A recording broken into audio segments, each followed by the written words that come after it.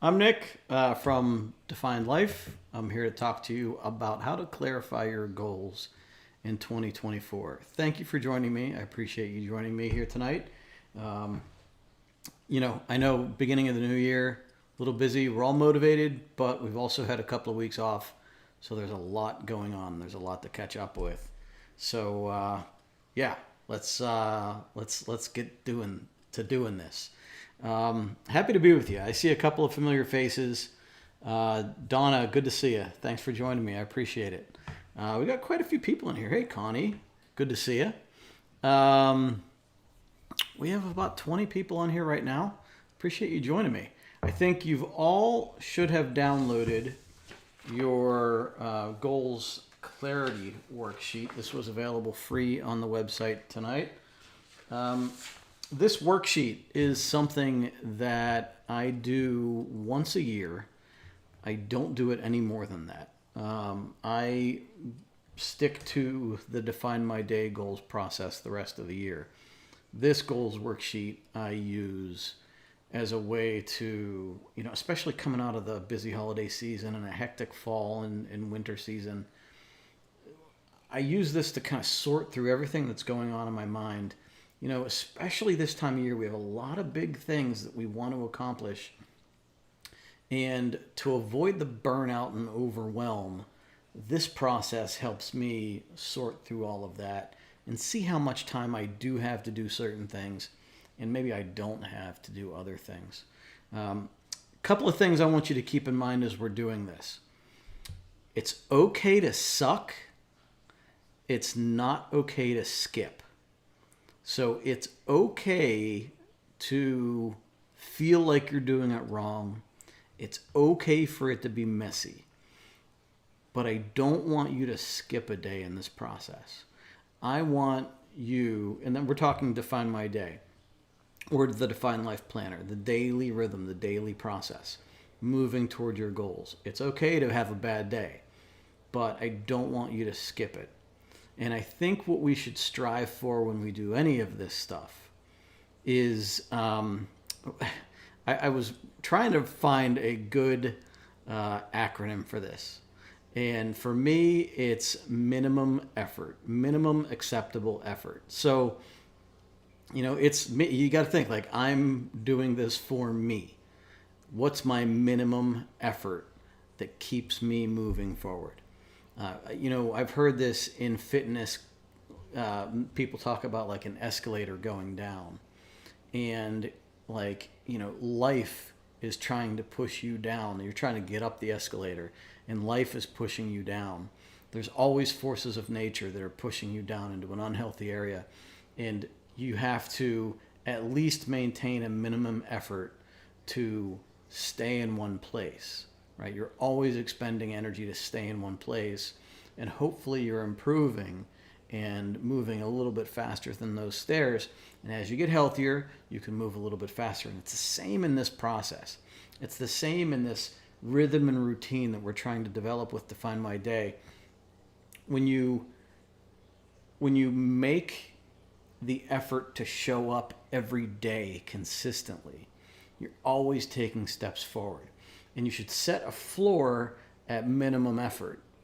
And that minimum effort is like just what keeps you steady. And then the days when things are good and when you have that energy and that ability to keep moving, then you make the positive steps forward. So for me, like what does minimum effort for me look like? It changes as I get better. But I would say my bare minimum effort, my minimal acceptable effort is doing Define My Day every day. I do it every day, and the only time I did not do it in the past couple of years was right after the divorce when I felt like a mess, and I talked about that a couple of weeks ago. Like I looked back and it just was not good, and that was like below minimum effort. I was not doing great. But so for me, minimum effort is Define My Day every day, journaling every day, even if that journal entry is just a couple of words or a couple of sentences. I feel awful, or today's going to be a great day. Whatever the mindset is. But a lot of times, like once you start writing, you can come up with a couple of other things, like whatever's been going on in your mind. Keeping the kids alive is minimum effort for me.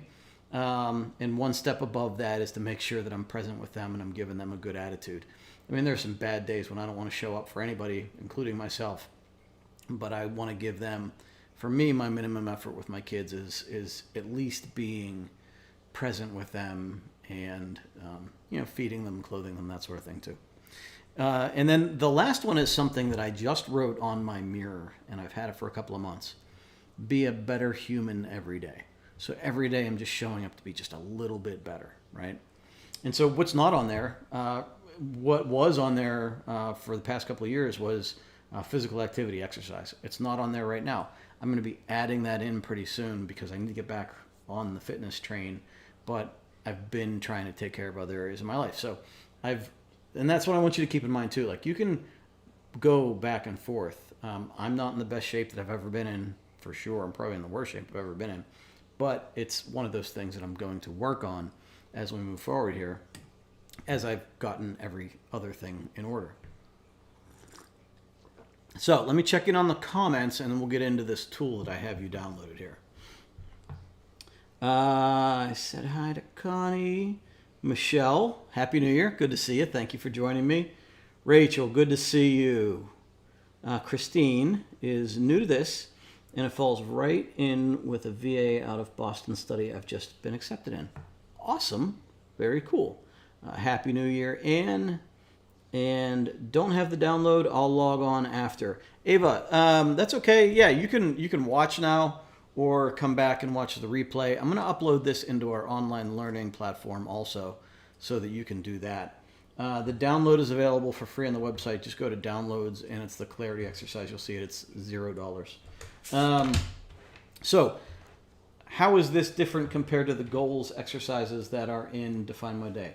Right now, I'll show you what the Define My Day and Define Life planners look like. So here we have both planners. The Define Life planner, when you go to your goals section, it's just this right here. It's this very simple goal planning process.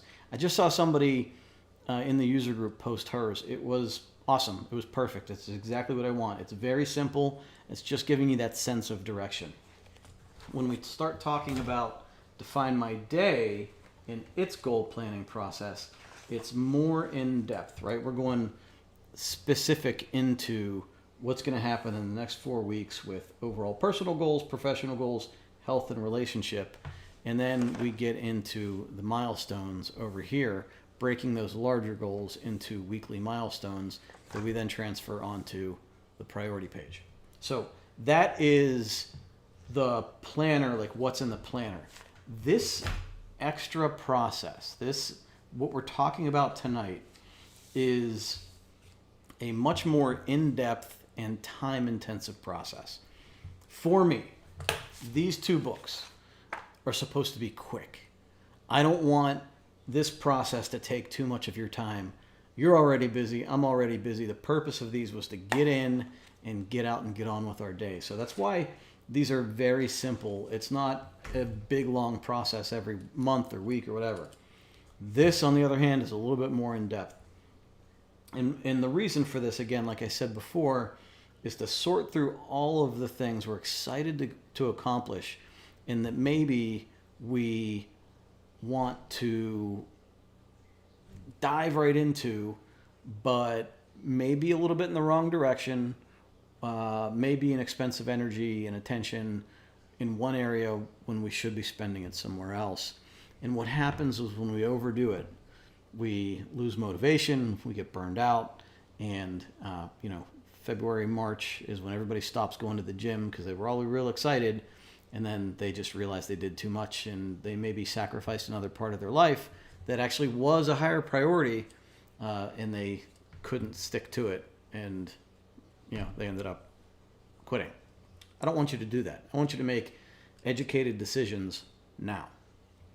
So on this first page, the step one here, so this is designed to help you explore and clarify your goals. We want you to develop this sense of direction and where you're going in your life.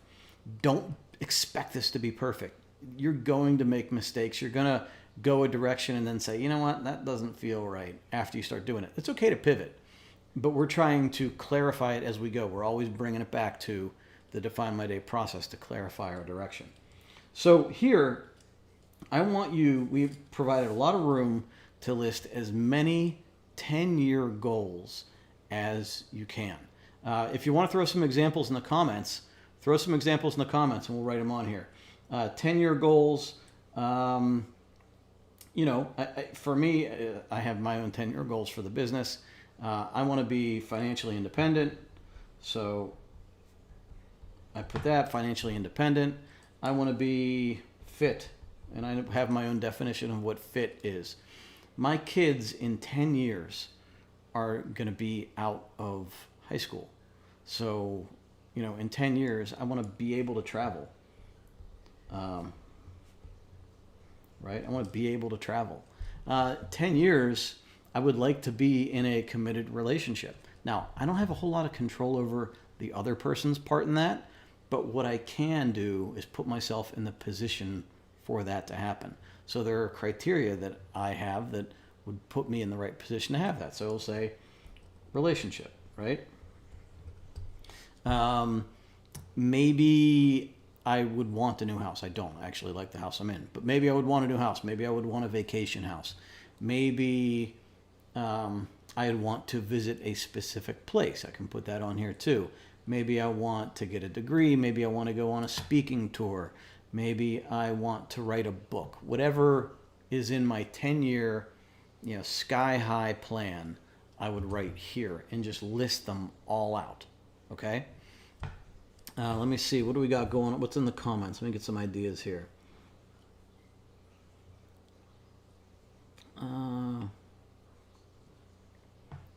Rachel, if you go on vacation, do you still go in those days? Yes. And the reason we do Define My Day when on vacation is because you ever go on vacation and then realize you didn't do what you wanted to do, or time flew and you didn't realize where the day went? Even if you wake up and write down, enjoy the day. Whatever happens, happens. Or if you have a plan for the day, you write down what your plan for the day is. And maybe for me, last time I went on vacation with my kids, it was be present for the kids.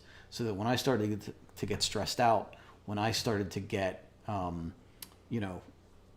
we get, right? When we're trying to do things on vacation, I had to remember that the kids were the priority to have fun. So I do Define My Day on vacation. Getting the planner soon. Awesome. Welcome.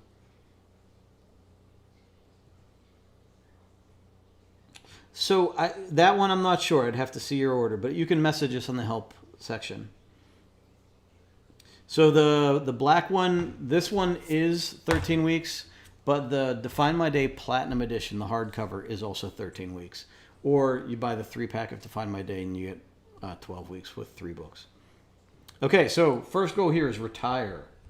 Retire is a good one, right? Lose weight. I have get fit, so I won't write that again. Own a home. Own a home. Good. All right, perfect. Easier to think of 1-year goals. 10-year goals are very vague. You might run into that, right? So that's when this becomes more of a thought exercise. And what I'm trying to have you do is picture that life 10 years from now, because in 1 year, you might have a goal that you set for 1 year from now, but it doesn't line up with the 10-year vision for yourself. So, and this is how we get off track. We start walking down the wrong path. Even when we're meeting goals, we're actually not on the path that we want to go for ourselves.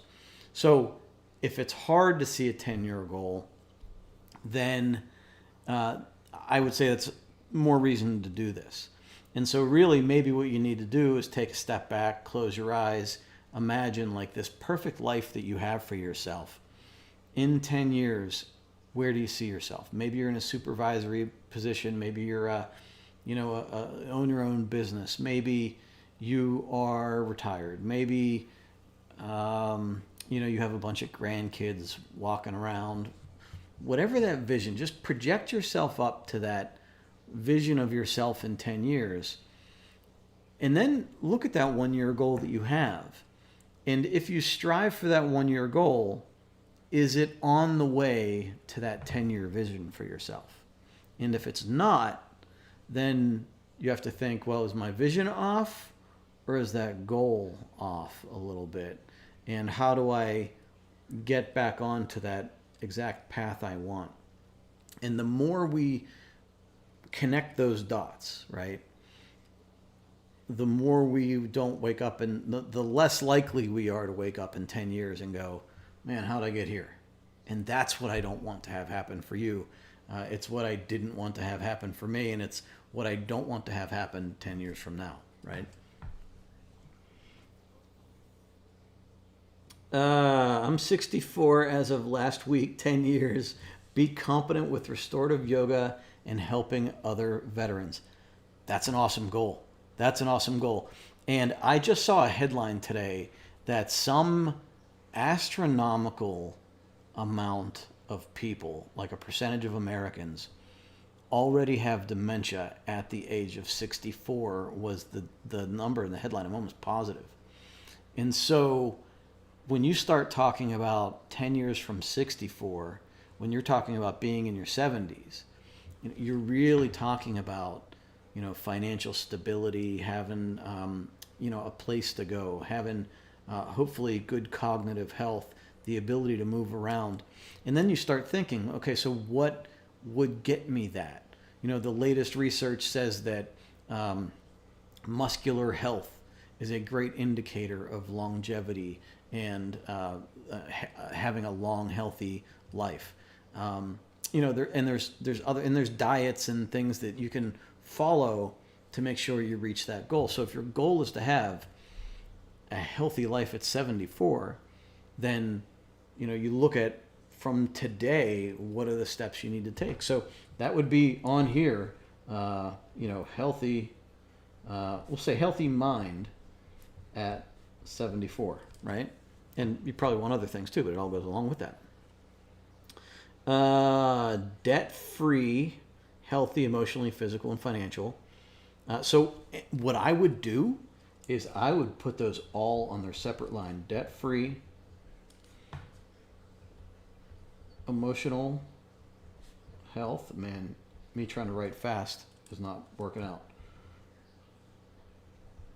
Physical health. And what was the other one? Financial health. So this goes with here. And organized home, time to read.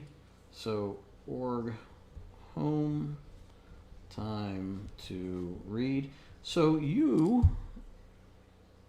Disney. I like it. Crafts and Disney.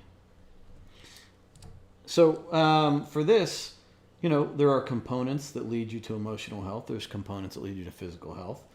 An organized home is maybe more of a daily discipline, like maybe more of a habit goal, right? Like, so every day my minimum for keeping the house clean will be this, might be sweeping the floor every day. Personally, I wouldn't like that. For me, I get a Roomba. But, whatever your minimum is, and then you can set some goals that make steps to improve it above where it is. Having time for crafts, time to read. So you're looking for a life where you intentionally create space to relax and enjoy things. And then having the financial freedom and the healthy relationships to go to Disney together. I like it. You want to live another 10 years. Yeah, I get it. And you want those 10 years to be healthy, right? I forget what the word is, but there's life expectancy and then there's something else.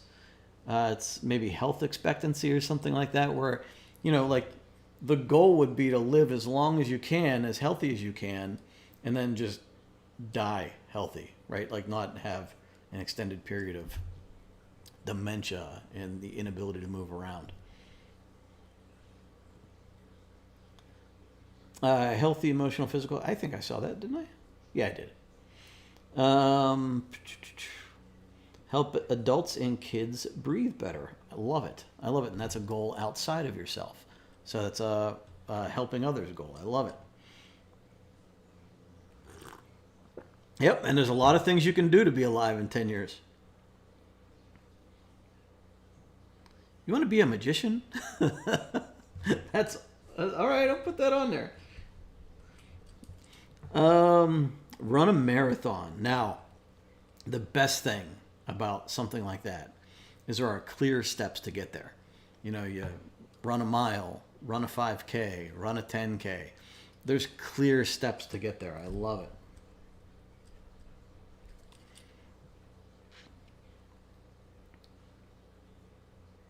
Living independently. Yeah, you got this. You got it. All right, so we have all these things here. Now, as we go through here, we pick the 5 things that matter the most. It doesn't mean we're not going to work on the rest. It's just the 5 things that if we are forced to make a decision, what's the most important thing that I need to work on today? If I have limited time, limited resources, limited energy, where am I going to put my focus? Now, I saw a couple people talk about physical health and cognitive health. So we're going to put physical health here as a top priority here. We had, I saw a couple that wanted financial, we'll say financial health.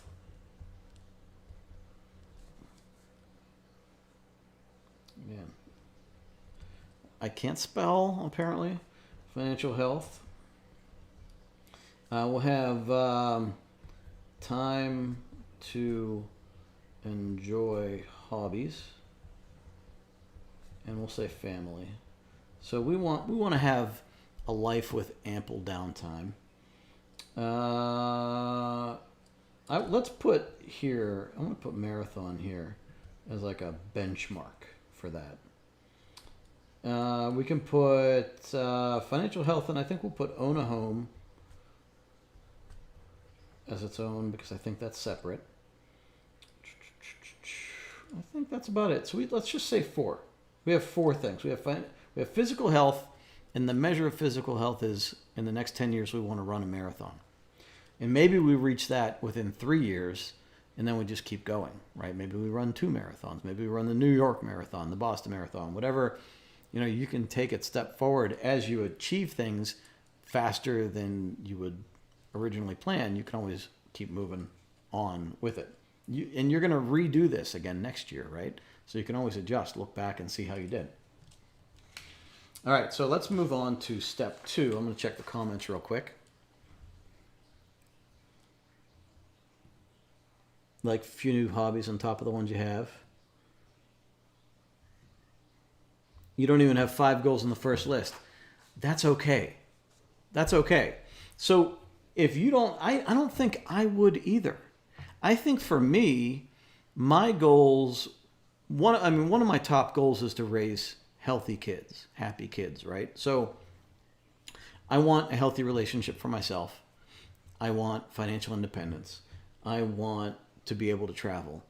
And I want healthy kids that are secure in whatever they want to do in their 20s.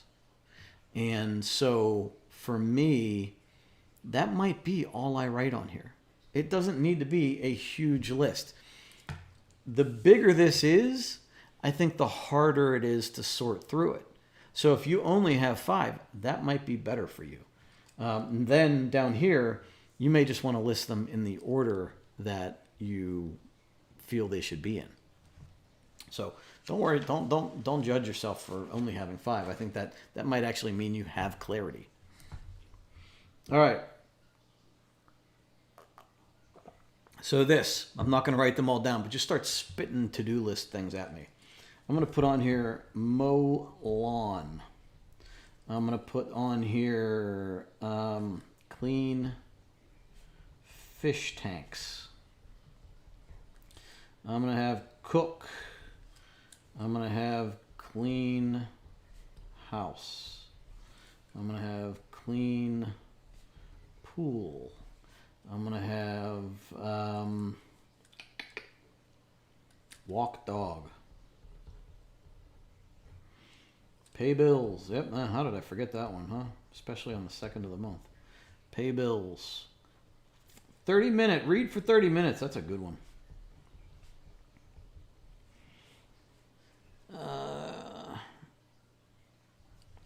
What else? And this could also be like short-term things you have on your list right now. So we'll say Christmas decorations, right? We got to take those down. It might be taking out the trash. It might be laundry. Oh my goodness. Laundry. Organized photos. Food shopping. Can't forget that one.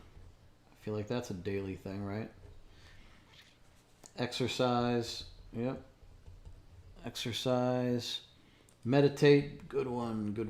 I did a story today about meditation and I completely, it didn't post. So I'm going to have to post it. I'll post it tonight or tomorrow and it'll be like as if I posted it yesterday. But I just meditated for the first time in a couple of weeks today. And man, I kind of missed it. That needs to be a minimum acceptable effort for me. Daily planner. But that's just natural. It'll just be naturally part of your day. Dinner out of freezer. Dinner from freezer. And this is something you probably have to remember to do earlier in the day. All right, so, what examples down here? Making meals, cleaning, yard work, activities with family and friends. So, for me, it'll be kids' activities, right? Kids' sports. Personal care, parental duties. So here you even maybe put, different types of personal care that maybe just doesn't seem quite natural to you, or something that is just not automatic. Maybe it's personal care you want to add into your day. Pet care, shopping, hobbies, education. You can add as much as you want. And this is really just to give you an idea of all of the things that you have to do in a day. So you really could even put brush teeth on here.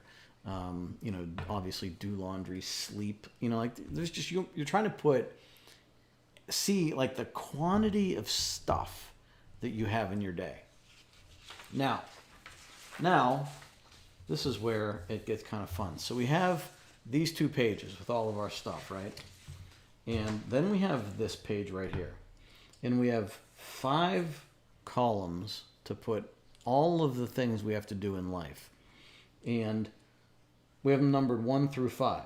Number 1 is critical. Daily actions you need to live or immediate emergencies that need resolution before anything else. Okay? So this might be different depending on the time. If we're things that need to get done right now, maybe right now you need to take care of an ailing family member, and that has to be here. But so daily actions necessary. I need to cook, right? I need to cook. I need to sleep 7 hours.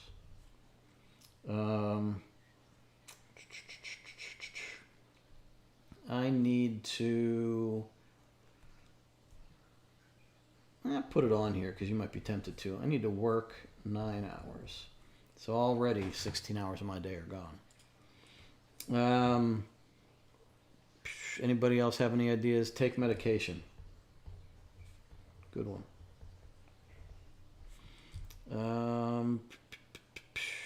What else needs to happen in a day? Maybe you need to care for mom, right? Maybe you need to do that. For me, I need to get kids on bus, right? Drink water, stay hydrated, exercise. So those ones I'm actually going to put in 4. So 4 is routine, actions that happen regularly and contribute to the quality of my life. So now listen, say you didn't read ahead. Say you put water here right? And then you're like, oh wait, it says to put that in my routine. So you just go here, water, and then you take your nice erasable pen and you erase it from that column. And there you go. All right, so urgent is actions required to be completed immediately to meet my goals. So now we're talking more goal stuff. So let's say we want to be financially secure. What's the first thing? What's the urgent thing I need to do? So like maybe bill collectors are knocking down my door. And what's the urgent thing I need to do right now? Maybe the urgent thing is to increase income. And that would immediately positively impact what's happening in my life from a financial standpoint. And you can take, like, that's not very specific, but you can take that and break it down and define my day into, you know, this week I will apply to 5 jobs or research high paying jobs, something like that. Or ask my boss for a raise, you know, anything like that. Maybe, let's say you're not feeling well and you haven't been feeling well. You have an urgent need to go to the doctor and figure out what's going on. So we're going to call the doctor. You know, any emergencies that might be going on that you need to take care of. This list is not long for a reason. Shouldn't be a whole lot here. Ava can't get the download. We can email you if for some reason you can't get it. If there's something going on there, I can email it to you. If you shoot me an email, reply to the email that I sent you, and I'll email it. I'll put it on an attachment back to you.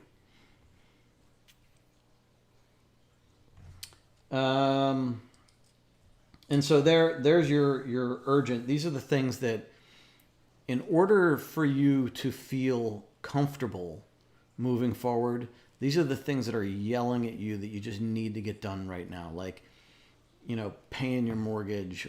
Like there might be something. Like maybe you're late on your bills, or what are these other ones? Yeah, I mean, you would know it if you feel it. Like there's something like really yelling at you that you need to take care of right now, that you absolutely have to get out of the way to be able to think clearly. That's what's going to go here. All right, so then number 3 are the actions in line with my goals that can be scheduled. So these are the things that we're going to take those steps forward. We're going to be able to schedule these things. So the actions that are in line with my goals that can be scheduled. So we are going to pick them from one of your examples here. All right, so we're going to do a financial plan. Right? That can be scheduled. Incredibly important. Financial plan slash budget. That's something that's going to take some time, that maybe you need some guidance on. So if the goal is to create a financial plan in Define My Day, you might need to ask for help, or read an article about how to effectively create a financial plan, or find out how much I need to save to live comfortably in 10 years. If you want to own a home, investigate mortgage requirements. So we're going to investigate mortgage requirements, right? Maybe we need to clean up our credit, right? So clean up credit. Right, we're bringing now the 10-year goal, we're bringing now to sort of the 1-year range, right? So now we're looking at, we need a financial plan, investigate mortgage requirements, clean up credit. For crafts, maybe for this we need to do a little bit of experimentation. Maybe we need to look for local meetups, craft meetups. If you want to run a marathon, maybe you want to start going to the gym, or look for the right kind of shoes, or get a trainer. Let's say trainer for the marathon. Uh, retire. That's the financial plan part of it. Getting fit. So we need a fitness plan. We need so it could be the trainer, but we need a fitness plan.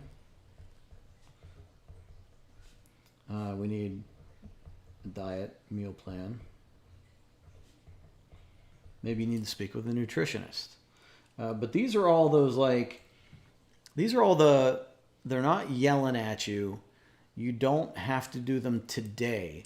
But you can see that you may never get to this stuff if this list is too full. If you have things in this list that are just yelling at you, that are stressing you out, it's going to be hard to move on to this list. And then number 4, routine. So we have water, we have exercise, we have, we'll say morning, we'll say the AM routine, which is,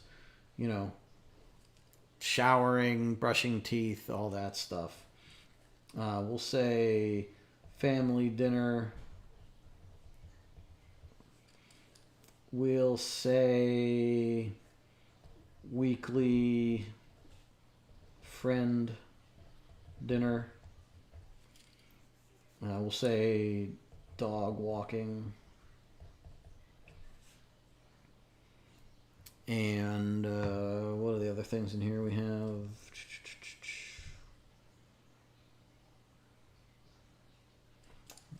Paying bills. Cleaning the house. Did I already put cooking? Cooking over here. Food, shopping. Can't put volunteering over here. Right? Now, the not important distractions. So all of these things, you might have a lot more. There might be a lot more going on. I know the more I think about this, I could probably put more here too. But you have all of these things here.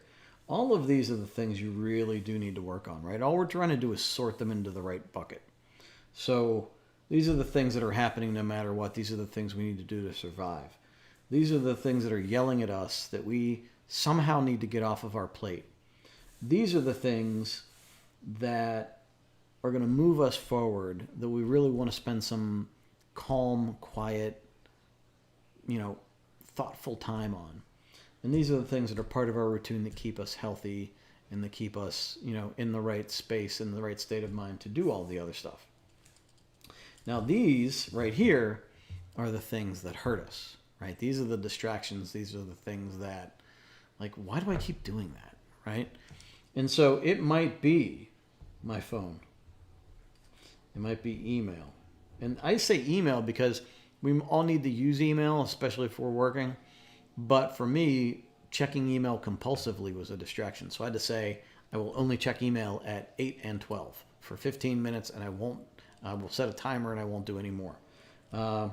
TV is a big one.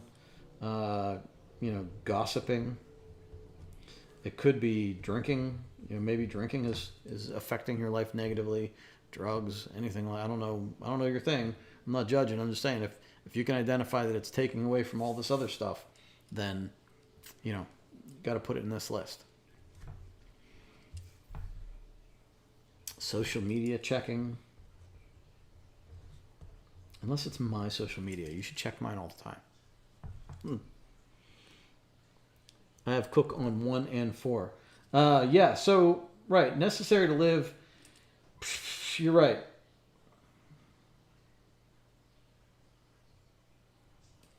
You are right.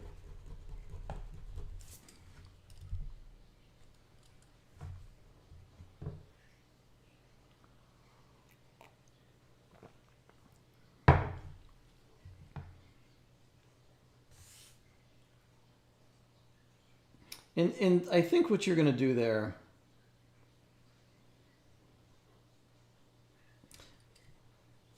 I would still keep it over here, right? So over here,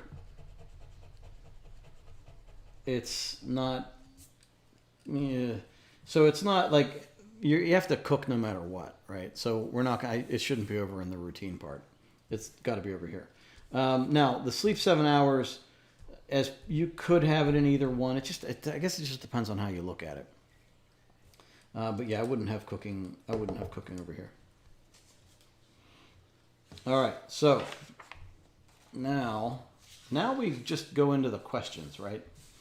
So now we're going to go step by step, and I tried to make this as simple as possible to help us sort through the way that we do this. So in step 5, and then all of the parts of step 5, so we're going to organize, prioritize, or even eliminate what we wrote down in the previous steps. Don't be afraid to be honest with yourself. No judgment, right? So highlight or underline any activities in step 4 that most likely align with the goals you identified as being most important in step 2. So in step 2, we have physical health, financial health, time to enjoy hobbies and family, and own a home. So what lines up with that? So physical health, sleeping 9 hours, taking medication, right? That's important. Water, exercise, a healthy morning routine. Dog walking could be that. Could even, if we talk physical health, mental health, volunteering could also be there too, right? If we go financial health, increasing income is a big one, right?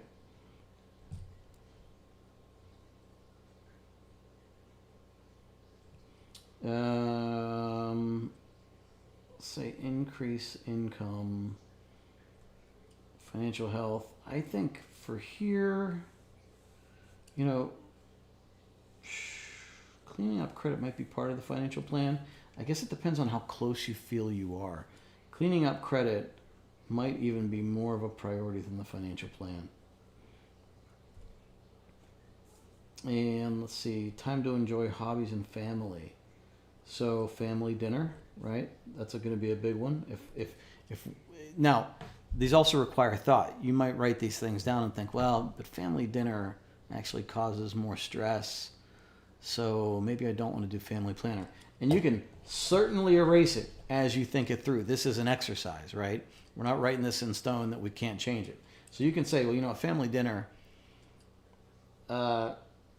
it's part of my routine, but it's not really making me healthy. So I'll leave it on there because it is part of the routine, but I'm not going to highlight it or underline it because it stresses me out. Time to enjoy hobbies and time to enjoy family. Maybe then, where did I write meetups? Did I write it on here? I thought I did.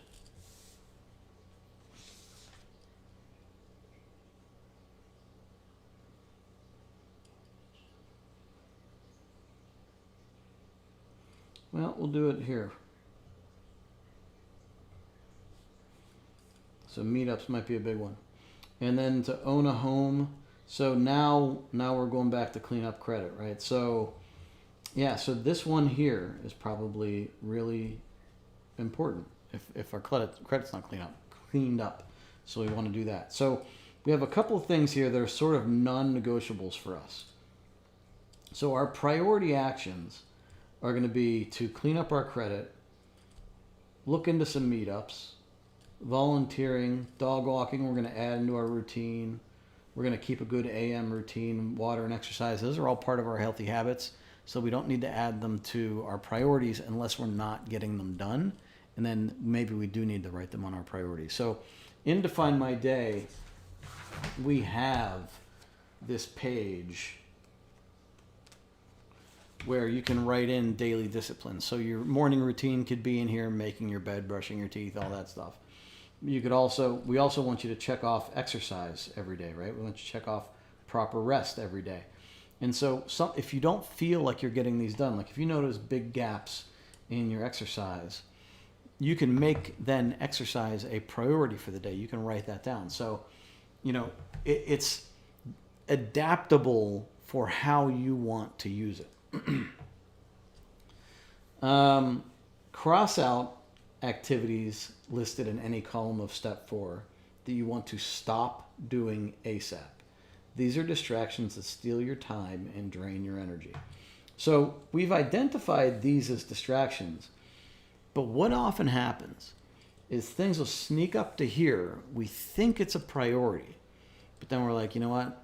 It's actually kind of a distraction. It's actually kind of harming me. Going back to the family routine or the family dinner, maybe we don't place such a priority in family dinner. Maybe we still do it, but it's not a priority. The weekend friend dinner is, so we'll leave that there. Food shopping. So here, we all do food shopping. There have been times in my life when I've decided, you know what, I can't go food shopping anymore. So it has to maybe go to the significant other, or we start ordering online. Like, I can't drive all the way out to Sam's Club anymore, so I start ordering Sam's Club online. So food shopping, you know what, that's actually a distraction for me. Doesn't mean I'm never going to do it. I'm going to avoid doing it. So, that's a distraction. Maybe cleaning the house is a distraction, right? You want a more organized house. Maybe the cleaning of the house is not where you focus. Maybe you hire somebody for $200 a month now, look, if you're trying to clean up your credit, that might not be the best choice, but we're talking different things here. But maybe you hire somebody for $200 a month to do the basic cleaning. Maybe you buy a Roomba to clean up your floors, to take the time away that you're spending doing that so that you can do the bigger projects around the house to keep an organized house. See how we're shifting that? Like, we're taking our time away from the low-level task and putting it towards the more high-level task, which is maybe like reorganizing a room, like restructuring a room, rather than just dusting all the time and then never being able to get to actually doing that, redoing the room work. Or maybe if you're handy, you're renovating a room. All right, so then what activities in the critical or urgent, so here or here, of the step 4 do not align with your goals from step 1? These steal time from you. Can you delegate these activities or stop doing them altogether? Keep in mind, you don't have to stop immediately. You can develop a plan to stop doing these activities, or at least deprioritize them so they don't interfere with your goals. So, you can, and here are examples, don't quite mesh with that, but, calling the doctor, maybe you can ask somebody else to do it for you. Maybe if you have a child, I know, like my grandmother, my dad or aunts would make all her doctor's appointments for her and drive her there. It took it off her plate, so she had more time to enjoy with her friends. Increasing income, kind of have to do it. Care for mom. Maybe, I hate to say it, maybe caring for mom, maybe if you're the kid caring for the mom, then maybe it's too much. Maybe you need to ask for help. Maybe you can deprioritize that a little bit by asking for help with that. Getting the kids on the bus, maybe they can do it themselves. Maybe you can ask someone else to help you with it. Work 9 hours. Maybe we reduce the amount of time we work. It's cooking. Maybe you order in. Like, maybe a couple times a week you order in instead of spending 2 hours cooking a great meal. So again, it's all dependent on how you perceive what's going on. And mine's going to look completely different than this. All right. Of what's left in columns 1 through 3, does anything else compete with what you have identified as a priority? Can you move them to columns 4 or 5? How can you keep these obligations from stealing your priority time? So, no, not really. So there's things here, we're training for the marathon. We want to develop a fitness plan and a meal plan. We want to go to the meetups. Maybe there's really not. Like, maybe we've done a good job. We don't need to move anything else. But what you might find as you're going through this is that some of this doesn't hold up. And so you're going through this process. Maybe a month or two later, you come back and look at this and you're like, you know what? I've been working on it. The financial plan just ain't happening right now. So we're going to kick it over to kind of a later scenario. Like, so we'll move it over to a distraction, but it still needs to happen. But it might be a distraction right now, and we don't want to spend any more time working on that because I'm too busy trying to clean up my credit. And that's a good example of something that might be important to you, but working on it right now could be a distraction. I mentioned email, but this is actually probably a better example. So the financial plan, if you're not in the position to put it together, if you don't have what you need to put it together, then don't waste your time thinking about it. Back burner it. Consider it a distraction until you can make it a priority again. So it's okay. This column here doesn't always have to be the most unhealthy things. It could be things that you're just saying, like right now, I can't bother thinking about that. Mowing the lawn was, for me, one of those things. Like, I like mowing the lawn. I like having a nice looking yard. It stressed me out that I couldn't do it, but I really had to make the conscious decision that I could not do that anymore. Doing something new in the business. There are times when I've had to make decisions and say, thinking about this new strategic idea for me in the business is a distraction from what I really need to be doing right now. So that had to go into this column. Priorities remaining in columns 1 through 3 should get your focused attention. What personal changes can you make so that items appearing still in columns 1, 2, and 3 are handled before anything else? So, here's craft meetups. I knew I wrote it down somewhere. So, what personal changes can you make so that items appearing in 1, 2, or 3 are handled before anything else? So, that's going to be a personal decision. This question is designed to get you to understand how all of these decisions fit together and how you categorizing these, and now we're trying to see how it fits into life, right? So now we're saying that going through this process, these are the things that I really want to handle before anything else. These are the things that I'm going to start writing about in my Define My Day planner. How is that going to happen? Will it happen?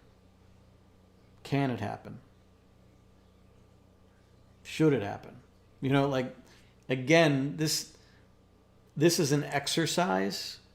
So if you've gotten down to this and now you're at this point, and you can even be looking at this and saying,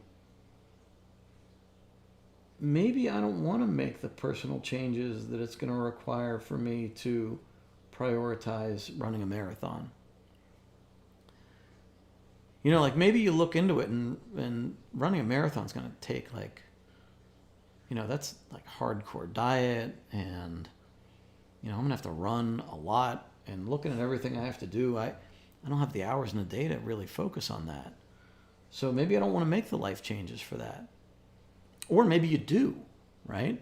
And so now you're looking at this and saying, well, I got a lot of this stuff, and the marathon for me is really important. And I'm going to have to time block my day. And if you don't know what time blocking is, Google it or look it up on my website, definelife.com. We have a couple articles about it.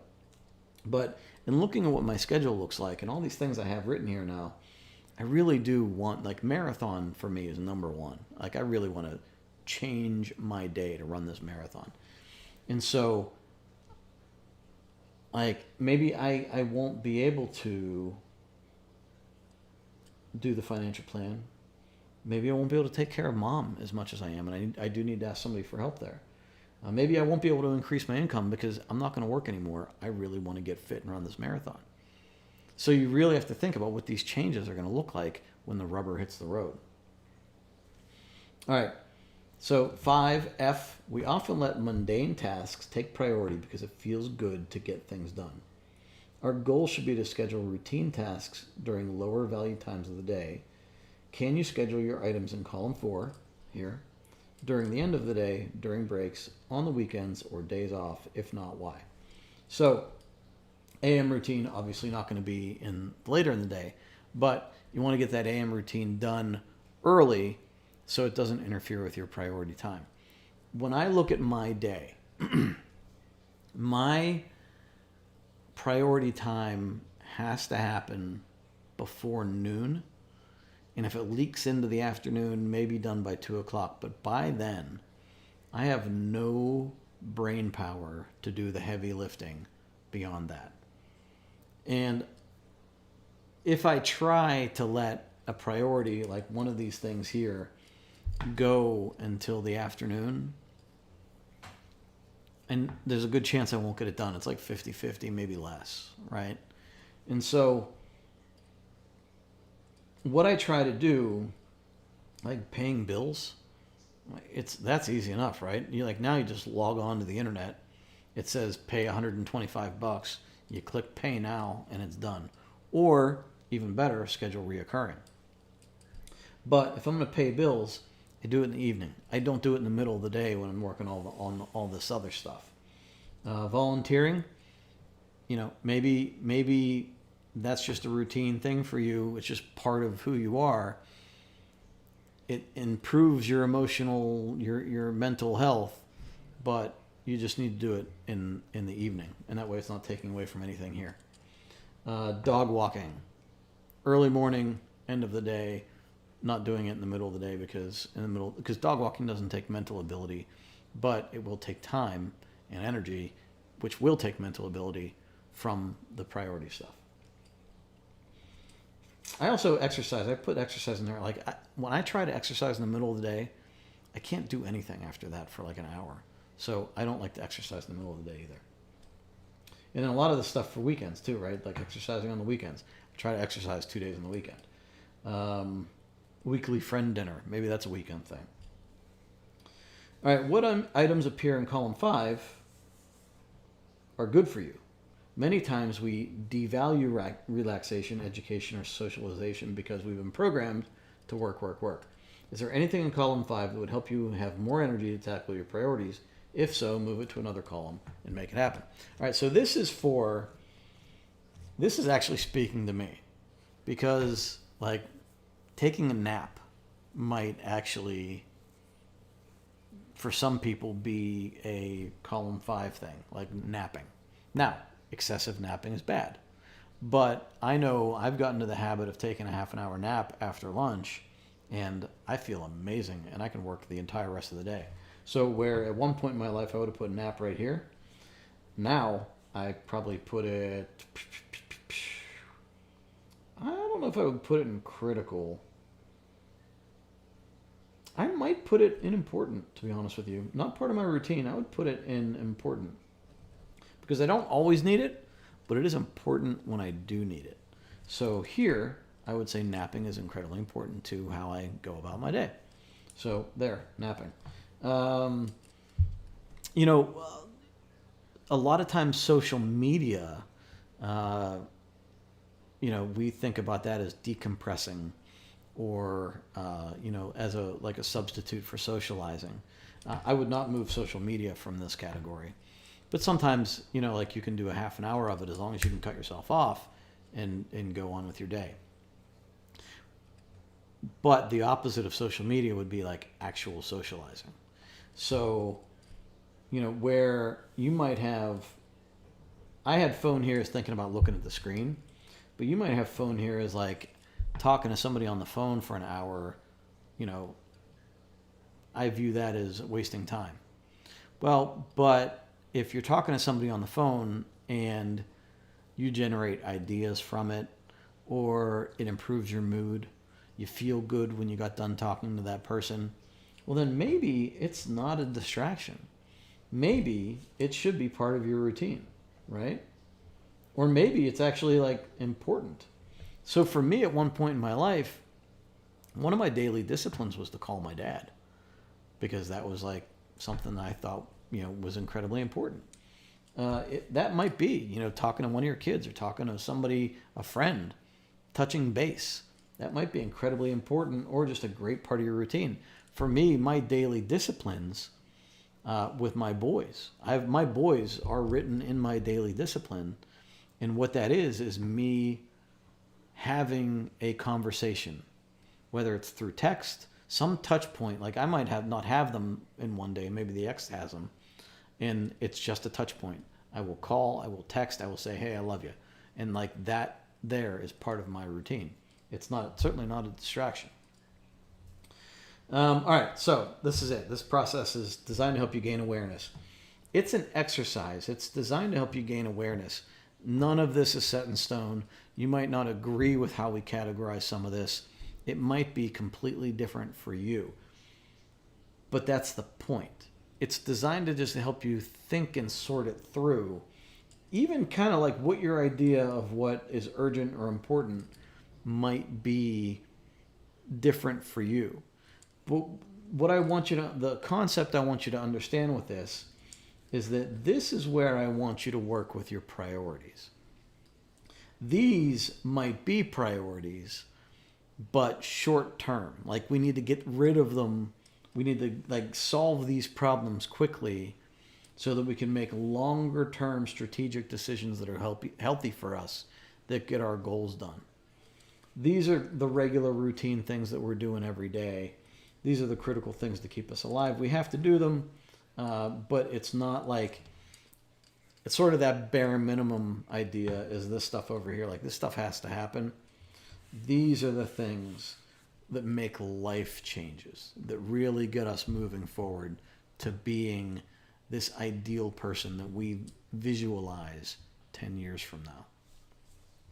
So I hope that helped you out. I hope that helped you make sense of the situation.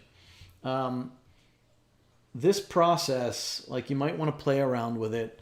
Like I said, I do it. It's funny because I was reading this to you and I found a typo that I never saw before. But, mine, I get through this just a little bit more quickly on my own because, I'm intimately familiar with what my day looks like and my vision for myself. But I wasn't in the very beginning. And that's why with the Defined Life Planner, we have this very, very simple goal planning process here. We're just trying to get you to start thinking about it and get familiar with it. But, getting to this takes work. And, you might get frustrated with the amount of information on here and the amount of thinking you have to do here. And if that's the case, then move to something incredibly simple here. But you should be able to take what you've written here, what is going on in here and in here, and put this on your goal sheet for your next upcoming Define My Day planner. And put like here, this might be a professional goal. This might be a personal goal. This is a personal goal. This is maybe a health goal or a personal goal. This is obviously a health goal. This is obviously a health goal. So you've basically got all of the components of the first page of your Define My Day planner ready to roll. And then you're just breaking it into smaller pieces. And these are the things that are probably going to go in your daily disciplines. These are going to appear in your goals also. They might not even appear in goals. They might just appear as a priority on a day. It might not line up with a goal, but you just really need to get it done just to get it off your plate so it doesn't stress you out anymore. All right, so give me some comments. Let me see what's going on. How did we...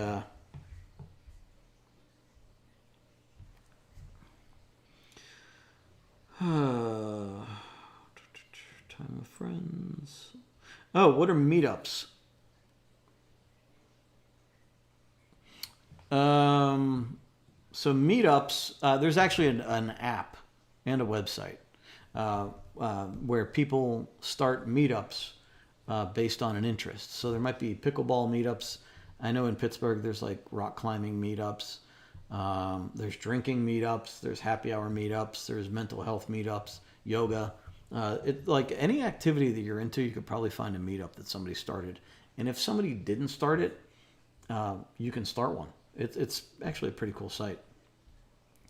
I got into, after my divorce, I got into a lot of meetups, and it got to be too much, actually. And I think it is okay to have something as a routine, but also to survive. I think you're right. I think it could be on both columns. Um, so this one, housework and yard work seem to eat my life bit by bit. This can easily be me also. So single parent, I have a house. I've had to learn how to let go of a few things. My yard doesn't look as nice as I'd like it to. I'm not in the position that I want to pay somebody thousands of dollars to do the kind of yard work I need to have done. And I don't have the time to do it myself, so my yard is just not as good as I want it to look. I don't want a housekeeper at the moment, so my house isn't as clean as I would like it to be, but it's not awful. So I have a level of cleanliness that I am willing to have, and that's just the way it is. It's not going to be perfect, and if I have people over, then I strive for perfection. But on the day-to-day basis, it's not embarrassing for anybody to walk in, but it's not going to be, ready to host a party. So, it's, ask for help when you can ask for help, but a lot of times it's just a matter of lowering the standards because of everything else that's on this list.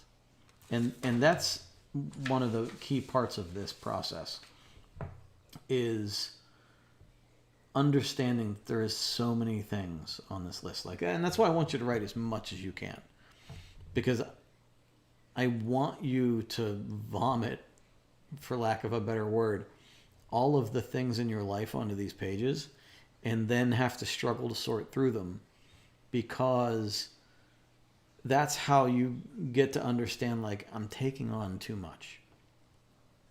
And at the core of this process is letting go of the amount of things that we think we can take on in a day. I want you to focus on the top 5 things, maybe less, that really make a difference in your life. If you're talking about owning a home, there's somebody on here that said that, they want to own a home in the next 10 years. Then you may have to let go of other things. And when you look at it, okay, so I want to own a home, but I'm also taking a $10,000 vacation every year. If I'm taking this $10,000 vacation, I'm probably not going to be able to own a home. So which one is important to me? And you have to make a hard decision there. And then you have to say, maybe I don't take a vacation for the next 3 years. And I have that $30,000 to put down on a home. And that's the decision you make. But it's hard to make that decision if you don't think the whole thing through and see those trade-offs. A lot of times for me, I'm working a lot, and I'm not spending the time outside on my yard because I need to work. Because it don't matter how good the yard looks if I can't afford the house, right? And so, yeah, okay, great. So my yard doesn't look great, but I'm paying for the house. You can't miss the forest through the trees. And that's incredibly important as you're going through all of this stuff. Talking on the phone can be socializing. Yep, it is. You need the erasable pens. I love the erasable pens. I have all different colors. I love these things. This is all I use. I have the G2 gel pens for signing documents, but for my everyday stuff, love the friction pens.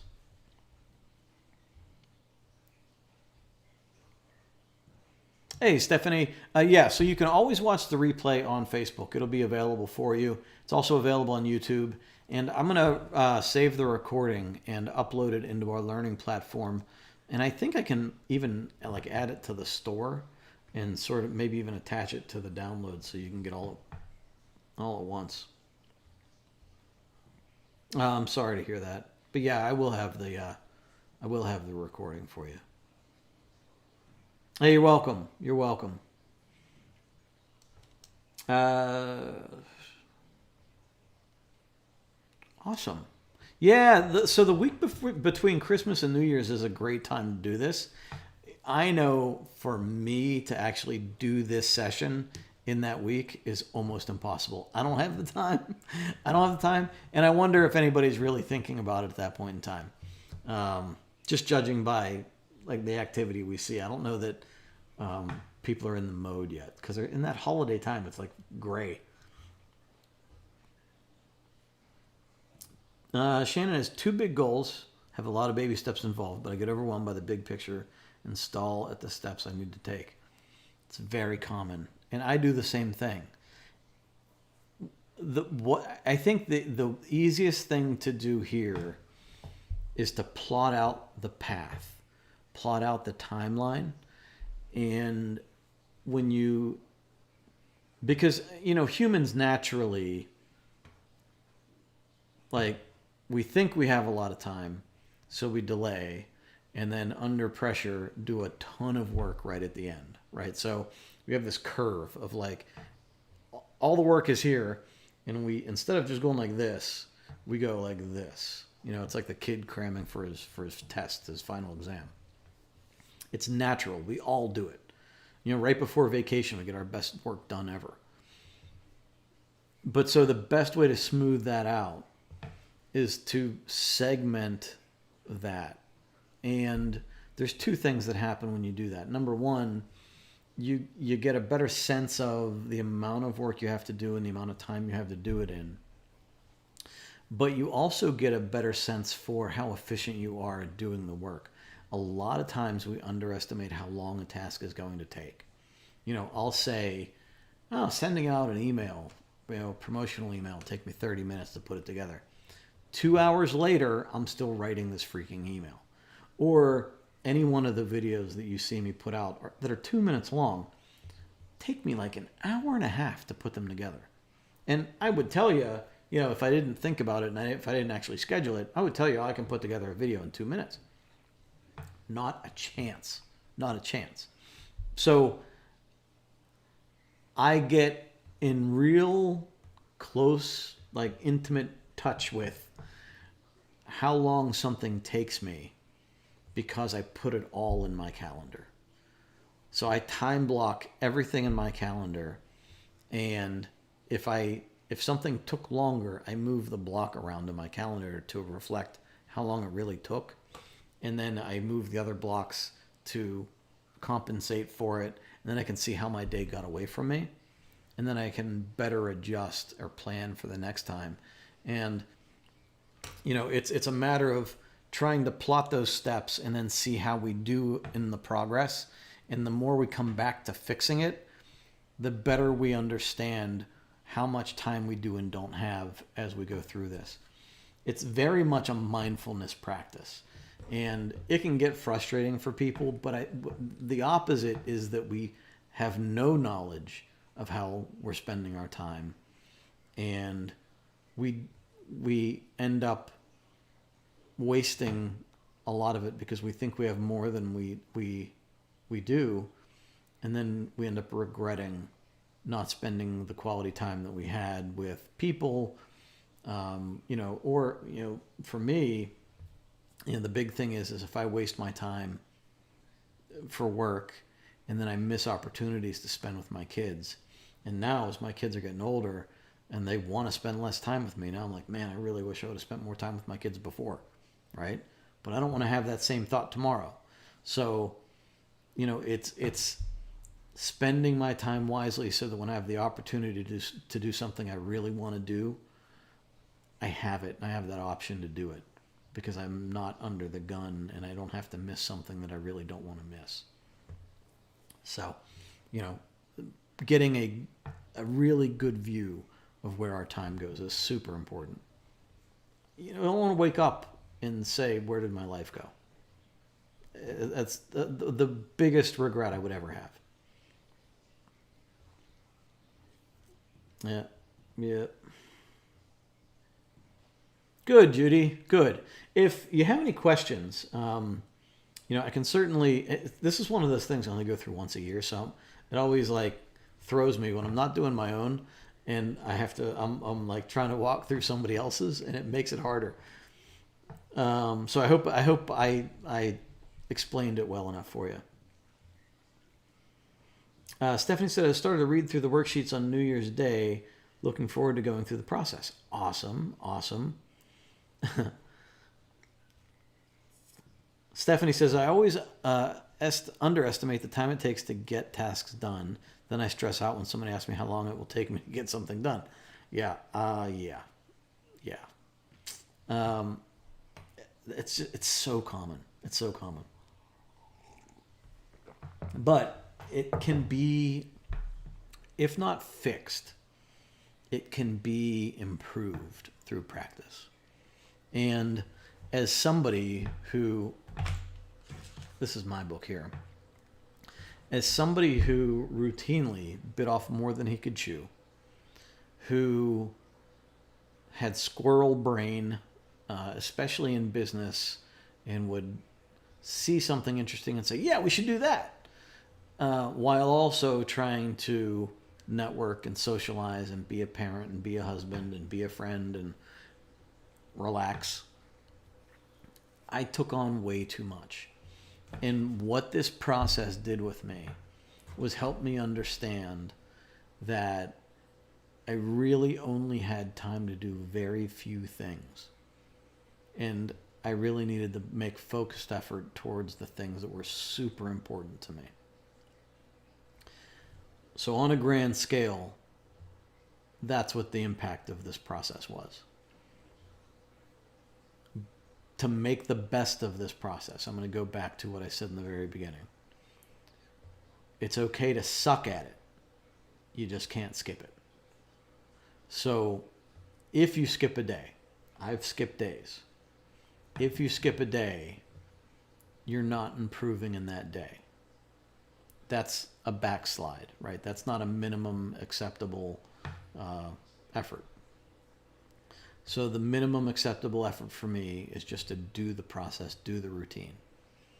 And then the better I get at doing the routine, the more I can improve on the routine and improve on my lifestyle and improve on my habits and improve on my ability to focus and maintain focus and maintain my effort and energy levels. Doesn't mean I don't have bad days. It doesn't mean I don't overexert myself some days too. But my greater awareness of that helps me navigate my life in a way that's a lot more healthy. And if I had not been doing it for the past 5 years, I don't know where I would be right now. I might be in a miserable job. I might just be miserable. And I enjoy my days right now. It's not perfect. I have my struggles. I have my trials and tribulations. I have a lot of things that stress me out. But I'm choosing these ones rather than having them happen to me. And that's the difference. I wouldn't trade any of the stresses I have now for some of the stresses that I see other people going through, because they've chosen to not advocate for themselves or take agency or responsibility for where they are. And that's why I do this. That's why I do, that's why I'm here with you, but it's why I do this every day myself. Because I want to make the choices, I want to make the daily choices that take me down the path that are going to lead me to being the best version of myself possible. And that's why I keep doing it.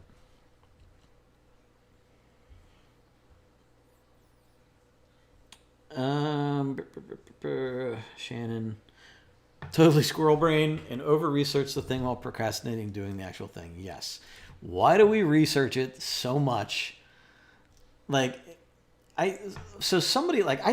do it for everything from a piece of electronics to a car to some tool I'm going to use for work. I over-research it, and a lot of people probably over-research their planners, right? You're almost better off buying 3 and trying 3 different planners and just seeing which one works best for you, you know?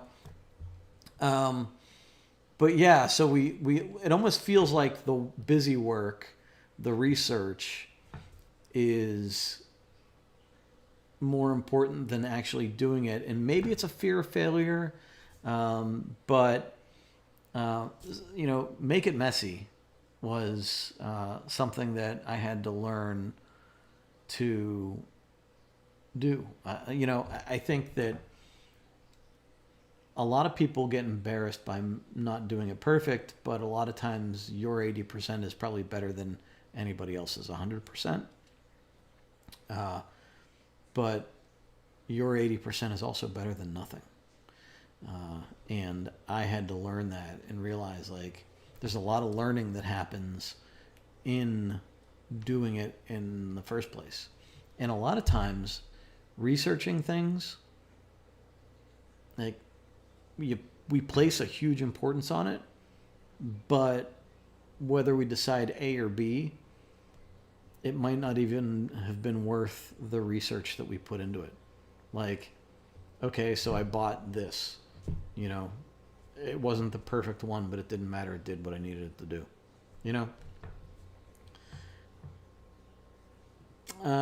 do I use a paper calendar along with Define My Day? I use my iPhone calendar and my Mac calendar. I do that because it synchronizes across everything. I can share my calendar with people. It's why there's not a calendar in here. So I created this process for myself. I was using it for years before we started to sell it. And my calendar, I'm like a cusp kind of thing. I'm not 100% Gen X and I'm not 100% millennial. And so I use tech, but I'm not married to it. And I see the importance in writing down on a piece of paper. And so I blend it. And so my calendar exists on my phone where it pops me up a reminder, where I can share it with people, I can invite people. I can have multiple calendars. If I wrote it down, I wouldn't have it with me every day because I wouldn't, I carry this almost everywhere, but it's not always in the car. It's not always on my person like my phone is. And those reminders and being able to look at my calendar immediately has to happen on my phone.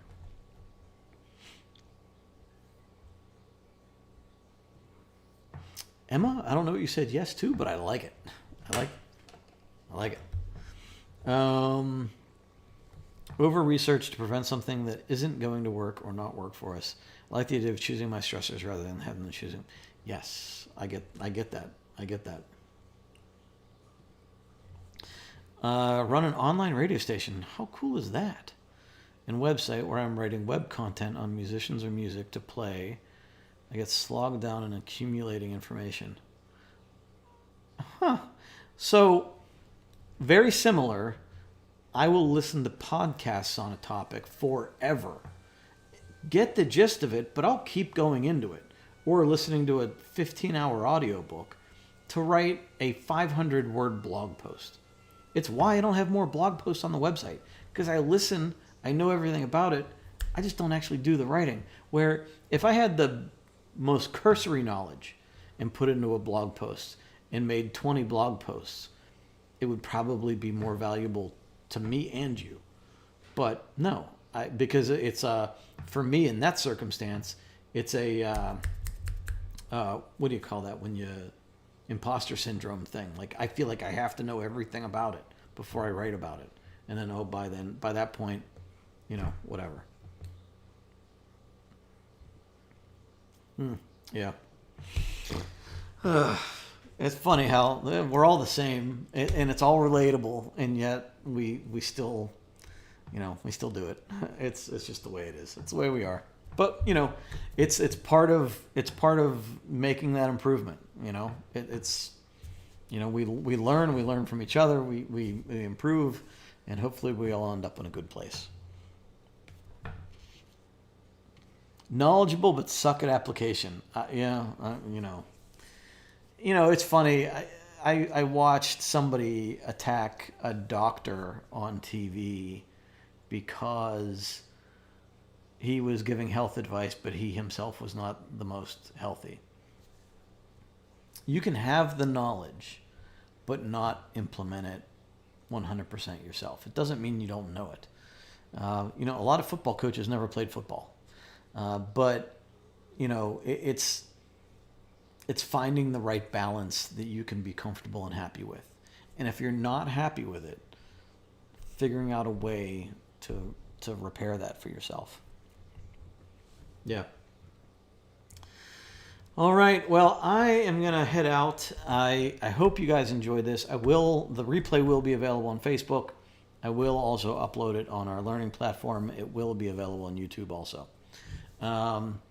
If you have any other questions, if there's anything that you think I need to address in more detail, I can certainly do that in the comments. And I'll be around. I'll be on social media, especially in the next month. I will be here over and over talking about various topics. So if you have a question about any of this, please let me know. I'm happy to answer it. I can hop on for a quick story on Instagram or Facebook. I can do a longer post, a blog post, whatever you guys need. I'm here to help. So you're welcome. Awesome. Thank you all for hanging out. Carrie, I didn't see you earlier, I don't think. Good to see you. Thank you.